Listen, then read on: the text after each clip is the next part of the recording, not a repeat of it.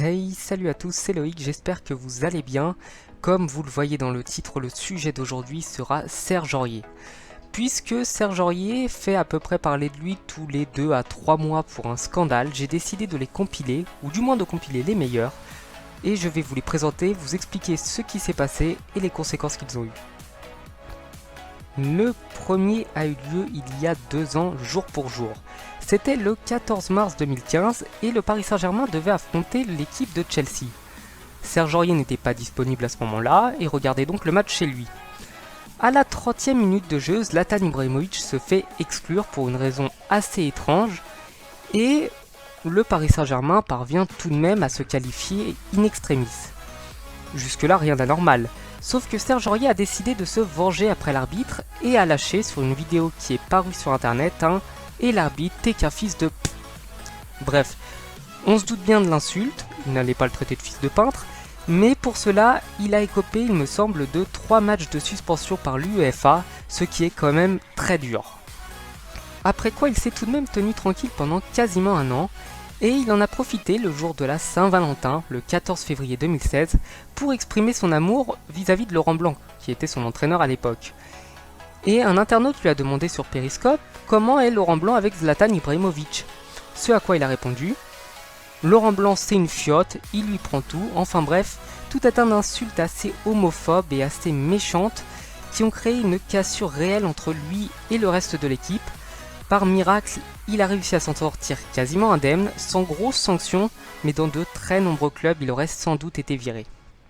Quelques mois après cette histoire sur Periscope, il a eu de nouveaux soucis, cette fois-ci avec la brigade anticriminalité. C'était aux alentours du 30 mai 2016, il venait de sortir de boîte de nuit dans son Porsche Cayenne, et la police a décidé de procéder à un contrôle d'identité. Comme Serge Aurier devait être sous l'emprise de l'alcool, une alcoolémie de 0,27 g était évoquée par la police, et bien le ton est monté et il aurait asséné un coup de coude dans le thorax d'un des agents de police. Bien évidemment, cette histoire est à prendre avec des pincettes car nous savons tous très bien que la police a tendance à modifier les histoires et que personne n'est vraiment d'accord sur ce qui s'est passé. Enfin bref, vous verrez que cela va avec le 4e point que je vais aborder et ça aurait pu être très dramatique.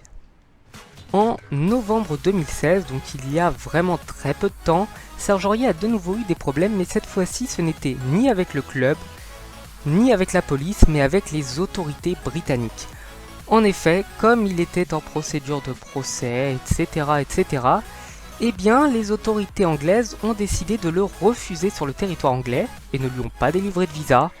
Je pense qu'il s'agit là plutôt d'une technique pour déstabiliser le club du Paris Saint-Germain, puisque de nombreuses personnes et joueurs peuvent se rendre librement en Angleterre même s'ils ont eu des antécédents avec la justice.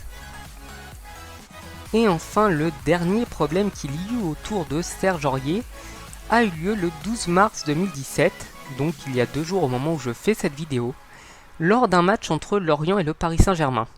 Donc Thomas Meunier, qui évolue au même poste que lui, s'est blessé. Jusque-là, c'est pas vraiment très dramatique, ça arrive. Et donc Unai Emery fait appel à lui en urgence pour répondre à la demande, pour éviter que le Paris Saint-Germain n'évolue à 10 plus longtemps. Et Serge Aurier a mis 8 minutes 30 pour préparer son entrée en jeu. Donc il avait oublié ses chaussettes, après il oubliait son short, il l'avait mis à l'envers, il ne savait plus où était son t-shirt, enfin bref, tout un tas de péripéties qui ont coûté un temps fou, qui ont semble-t-il agacé un petit peu Unai Emery, et qui a fait beaucoup parler dans les médias autour de Serge Aurier, puisqu'il y a à mon sens ce que l'on appelle un Aurier bashing, c'est-à-dire que la moindre chose qu'il va faire va être mal interprétée, va être vue comme une provocation de sa part, et même s'il n'est pas toujours tout rose, eh bien je ne pense pas qu'il soit logique de s'en prendre de cette manière à un joueur. Il a ses défauts, nous avons les nôtres, et je lui souhaite simplement d'avoir un comportement exemplaire pour le reste de sa carrière, car c'est quand même un très bon joueur.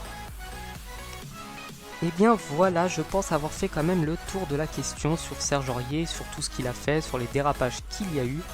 Donnez-moi vos avis en commentaire sur son comportement, sur sa façon de jouer, etc. Enfin bref, je pense que c'est un joueur avec de grandes qualités, même s'il est capable, un petit peu à l'image de Mario Balotelli, de faire preuve de manque de maturité. Toujours est-il que c'est un joueur du Paris Saint-Germain et que j'ai beaucoup d'affection vis-à-vis de ce joueur. À bientôt.